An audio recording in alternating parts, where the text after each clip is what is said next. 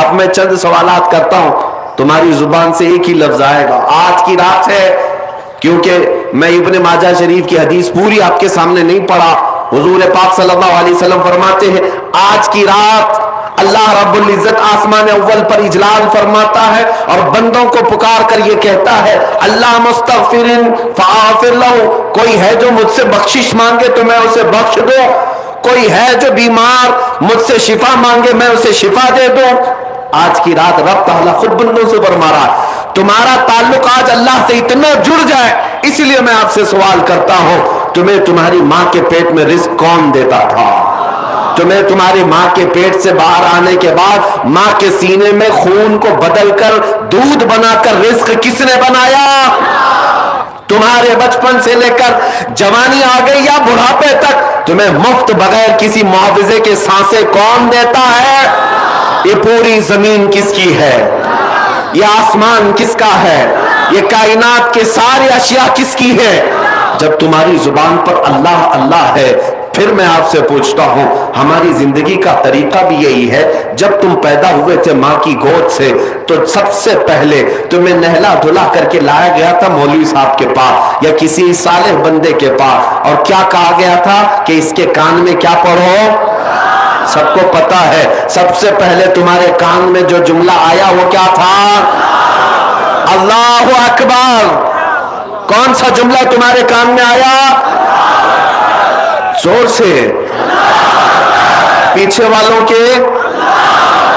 میں کیوں کہہ رہا ہوں آپ کو توجہ، میں اس طرح بلوانے کا عادی نہیں. آپ زندگی میں شروعات کر رہے ہیں جس جملے سے اللہ اکبر، جس کا مطلب کیا ہے؟ اللہ سب سے، اللہ سب سے، اللہ سب سے بڑا ہے. یہ سب سے پہلا جملہ میرے کان میں آیا، تمہارے کان میں آیا.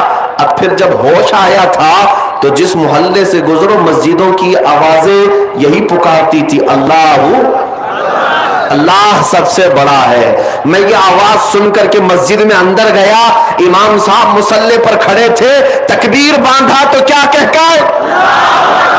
اللہ سب سے بڑا ہے، اللہ سب سے بڑا ہے. میں تو ہاتھ باندھ کر کھڑا ہوا، کسی کے سامنے جھکتا نہیں تھا. امام نے یہ کہہ کر کے جھکایا اللہ ہو. امام نے کیا کہا؟ اللہ اکبر کہا، میں جھک گیا، اٹھا. پھر اس کے بعد ہم تو پیشانی کس کے لیے رگڑتے تھے؟ نہیں رگڑتے، لیکن امام نے جب یہ کہا اللہ اکبر میں نے پیشانی بھی رکھ دیا. عزیزان گرامی کیا تمہیں احساس ہے؟ میں ہاتھ باندھ لیا اللہ اکبر پر، سر جھکا لیا اللہ اکبر پر، پیشانی ٹیک دیا اللہ اکبر پر، میرے سارے اعمال اللہ اکبر پر.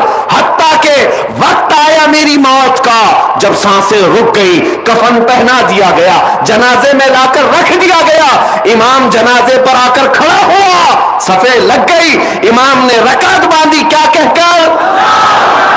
میں دنیا میں آیا تھا اللہ اکبر کہہ کر کے، دنیا سے جا رہا ہوں تو میری پوری زندگی یہی ہے میرے عزیزو. آپ کی میں کہہ رہا ہوں، ہر مسلمان کی زندگی وہ شروع کرتا ہے اس بات سے کہ اللہ سب سے بڑا ہے، اور دنیا سے جاتا بھی ہے تو یہ اعلان کرتے ہوئے کہ اللہ سب سے.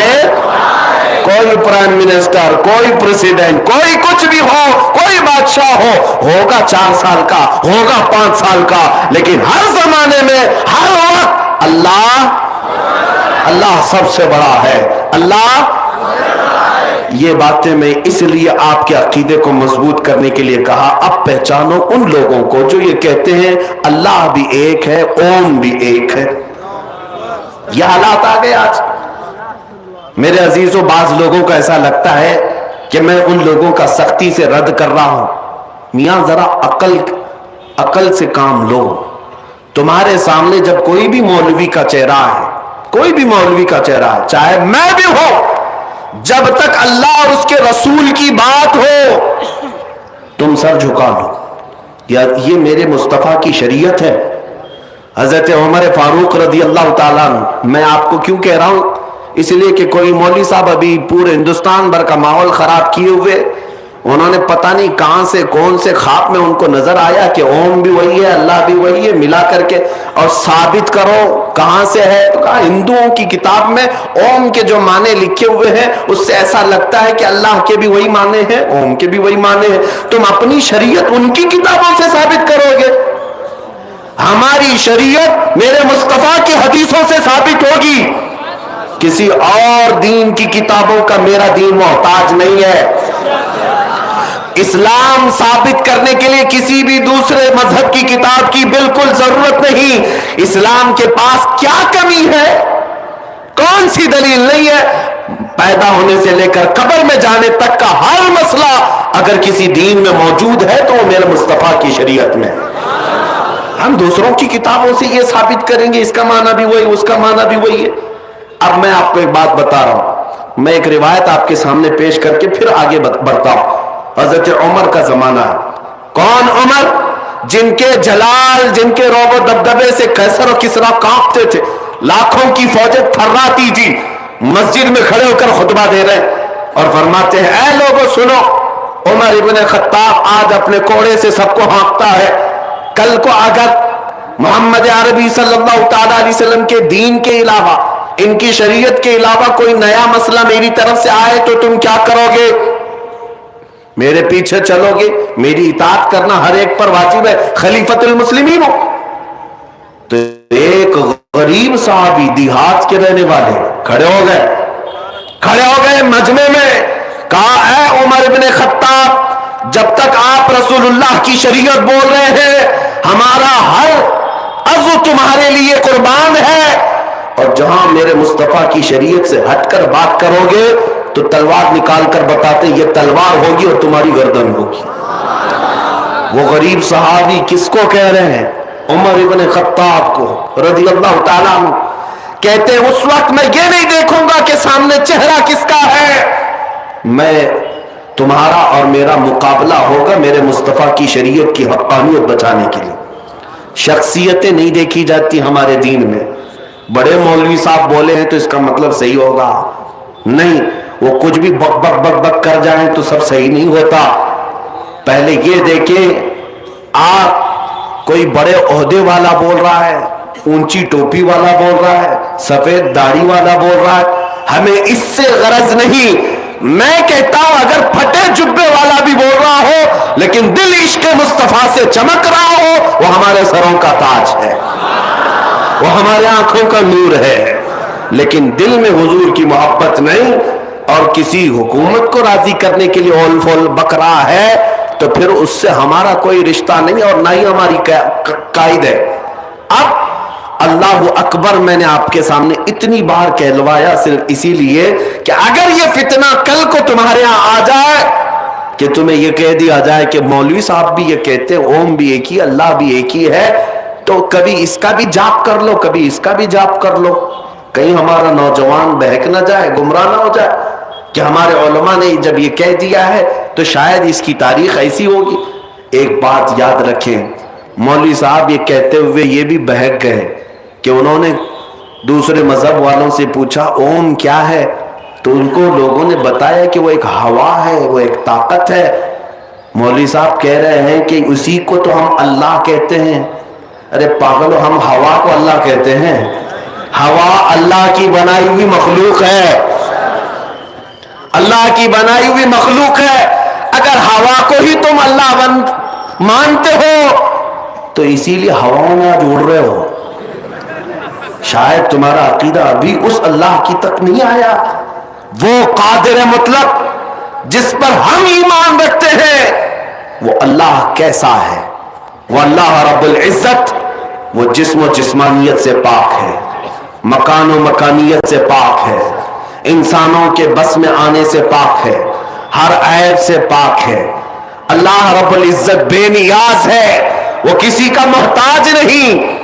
ہمارے یہاں جو تصور ہے اللہ کا وہ بہت الگ ہے، بہت الگ ہے. مجھے بتاؤ ہے مسلمانوں، حیدرآباد میں ہزاروں مسجدیں ہوں گی، آپ نماز کے لیے جب جاتے ہیں تو کیا محراب میں یا سامنے کی دیوار پر اللہ کی تصویر بنی ہے؟ چلو حیدرآباد میں نہیں، کسی دوسرے شہر میں ہے؟ दूसरे मुल्क में है, कहीं सुना आपने? पूरी दुनिया भर की मस्जिदों में जाकर देख लेना, अल्लाह की कोई तस्वीर नहीं बनाई गई। यही तो तुम्हारी खुसूसियत है मुसलमानों की, जो बगैर अपने खुदा को देखे सजदे में गिर जाती, बगैर देखे सजदे में गिरती है और इसका यकीन है कि अल्लाह है। हाँ, ये वो दूसरा तस्वुर तुम कहां लाकर फिट कर रहे हो, जिनको सामने रखना पड़ता है फिर झुकना पड़ता है, सामने रखना पड़ता है फिर झुकना पड़ता है। और मजाक तो मजाक, एक सहाबी हैं, कहते हैं या रसूल अल्लाह सल्लल्लाहु अलैहि वसल्लम, जमाने जाहिलियत की अपनी बात बताकर कहते हैं, आका मेरी जिंदगी के इस्लाम लाने से पहले के दो वाकयात ऐसे हैं, एक वाक़े को याद करता हूं तो हंसी आती है और दूसरे वाक़े को याद करता हूं तो रोना आता है। हुजूर ने पूछा वो क्या है? फरमाते रोना इस बात पर आता है कि हम जहालत के जमाने में बेटियां पैदा होती तो गर्दन मरोड़ कर दफन कर देते थे। कहते मैंने खुद भी दफन कर दिया। आज जब ये बात एहसास होती है, याद आती है इस्लाम में आने के बाद, तो रोना आता है कि हमने कितना जुल्म किया अपनी बच्चियों पर। इस्लाम लाने के बाद एहसास हुआ। हुजूर ने पूछा फिर हंसी किस बात पे आती है?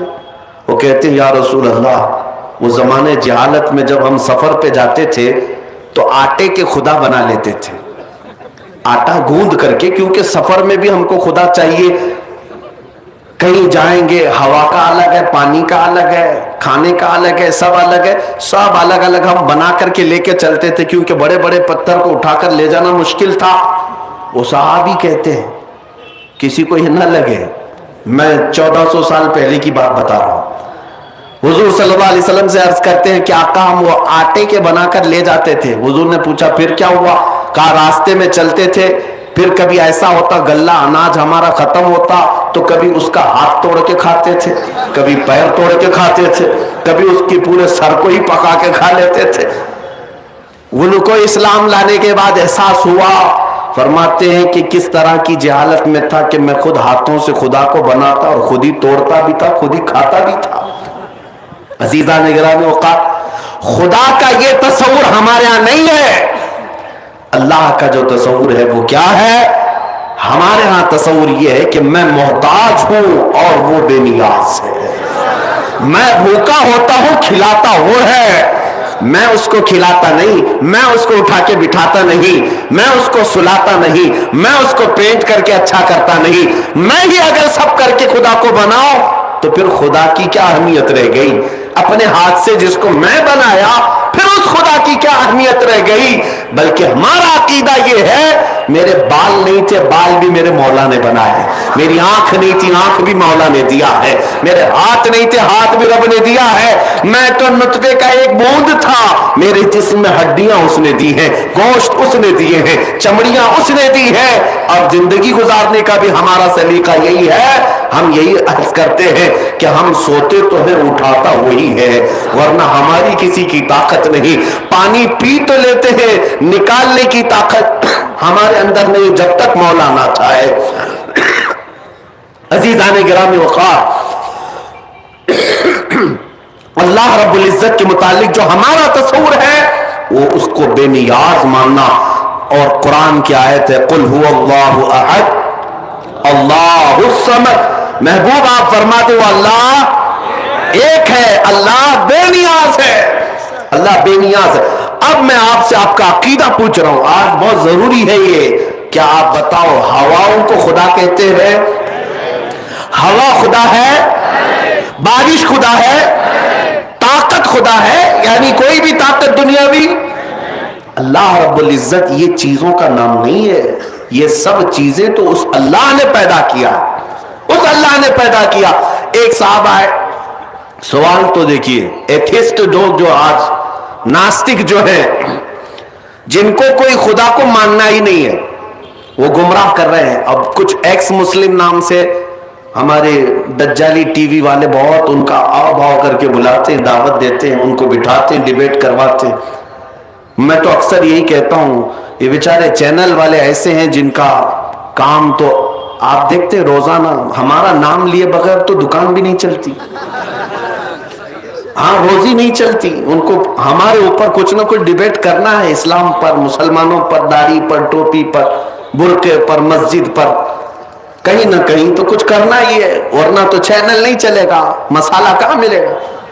ایکس مسلم بھی ایسے لائے جا رہے ہیں جو صرف سوا خدا کے انکار پر بیٹھے رہتے ہیں، دلیل دو دلیل دو، کہاں ہے خدا، کہاں ہے خدا۔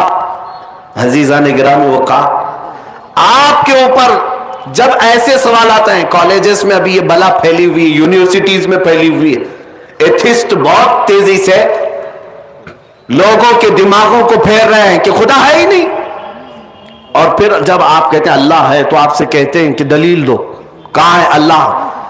ہزاروں دلیلیں ہیں میرے اللہ کے ہونے پر، خدا کے ہونے پر، لیکن آپ سب سے پہلے اس ایتھسٹ سے، اس گمراہ ملحد سے یہ پوچھو تو انکار جو کر رہا ہے پہلے اس کی دلیل دے کہ خدا نہیں ہے، خدا نہیں ہے اس کی دلیل چاہیے۔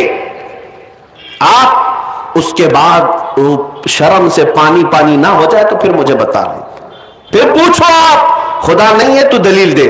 میں پوچھتا ہوں یہ زمین سے یہ سبزہ کون اگاتا ہے؟ یہ جب کوپلیں نکل کر کے آتی ہیں تو اس میں پھول نکل آتے ہیں، اس میں رنگ کون ڈال کر جاتا ہے؟ کون ہے؟ کوئی جنات آتے، کوئی اور ہوتا ہے؟ کچھ ہے تو بتا، کوئی تو ہے جو اس پورے کائنات کے نظام کو سنبھالا ہوا۔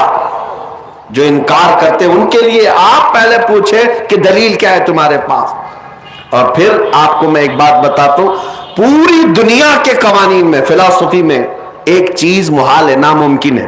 کیا چیز؟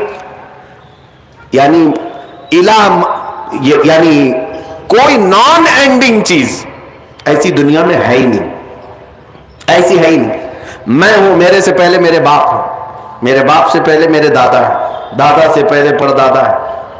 آپ کوئی بھی چیز دنیا کی لے لیں، اس سے پہلے اس سے پہلے اس سے پہلے کچھ نہ کچھ ہے، لیکن کہیں تو جا کر آپ کو رکنا پڑے گا، اس سے پہلے کچھ نہیں تھا۔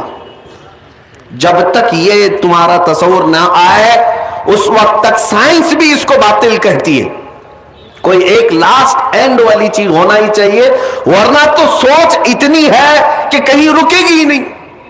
اب جیسے وہ لوگ کہتے ہیں اللہ سے پہلے کیا تھا، ہم کہتے ہیں تم ہی بتاؤ کیا تھا، تم ہی بتاؤ۔ کہا دوسرا اللہ تھا، میں پوچھتا ہوں اس سے پہلے کون تھا؟ پھر تم تیسرا لاؤ گے، ہم کہتے ہیں اس سے پہلے کون تھا؟ پھر تم تو لاکھوں تو گنتے جاؤ، میں تو پوچھتا ہی رہوں گا اس سے پہلے کیا، اس سے پہلے کیا۔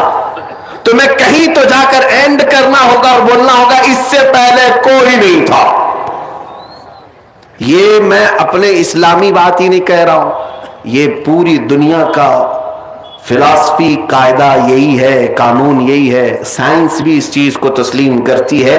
کوئی ایک نقطہ ایسا ہو جس سے پہلے کوئی چیز نہیں، اور ہم کہتے ہیں جو ذات ایسی ہے جس سے پہلے کوئی نہیں اسی کو ہم اللہ کہتے ہیں۔ ایک میں آپ کو مثال بتا دوں، ایک خلیفہ کے پاس سوال ہوا، اور کچھ مولانا لوگ تھے بیچارے، نئے طلبہ تھے، ان کے پاس ایک معتزلی آیا اور اس نے ان کو گمراہ کرنے کے لیے ایسی بات کیا۔ آپ بتاؤ، میں اب بھی آپ سے سوال کرتا ہوں، اللہ ہر شے پر قدرت رکھتا ہے یا نہیں؟ اللہ ہر چیز پر قادر ہے، ہر ممکن شے پر ہم کہتے ہیں، لیکن ابھی میں آپ سے سوال کر رہا ہوں، اس نے بھی یہی مولانا لوگوں سے سوال کیا، ہر چیز پر قدرت رکھتا ہے، تمہارا یقین ہے؟ سبوں نے کہا یقین ہے، اللہ قادر ہے۔ اس نے کہا تو پھر وہ اللہ اس پر بھی قادر ہوگا کہ اپنی طرح ایک دوسرا اللہ پیدا کرے؟